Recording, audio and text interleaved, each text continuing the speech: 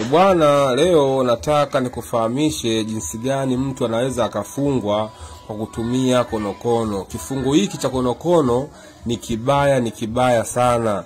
Kaa ukijua konokono atoki kwenye nyumba yake paka afariki. Sasa mtu anaweza akaloga familia yako isiwe na mafanikio, mtu anaweza akaloga kampuni yako isiwe na mafanikio, mtu anaweza akaloga biashara yako isiwe na mafanikio, mtu anaweza akamloga mtu asiolewa kutumia jumba la konokono. Sawa ndugu yangu, ndio maana ninasema kama umetibiwa na waganga na wataalamu na hujapata kupona sehemu yoyote, tiba inayobakia ni kuhama sehemu ulipo.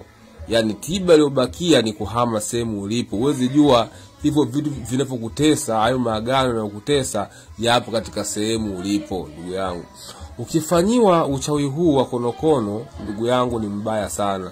Kuolewa kwako ni ndoto, watoto wako kupata kazi au familia hata kama umesomesha mtoto mpaka chuo kikuu itakuwa ni mtihani. Wewe mwenyewe hata kama ulikuwa na kazi namna gani utaporomoka, utaanza kusuasua. Hiki ni kifungo cha konokono.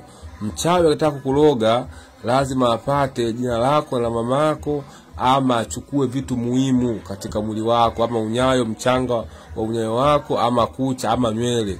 Akienda kuchanganya na mambo yake, akienda kuzika kaburini ndugu yangu, hali yake ni ngumu vibaya mno. Japokuwa konokono nilizungumzia anatumika kwenye kufunga mke na kufunga mume na akatulia kabisa na mambo yakaenda uzuri, lakini pia anatumika kwenye kufunga watu maendeleo. Kwa shida yoyote nipigie simu na mambo yatakuwa ni mazuri.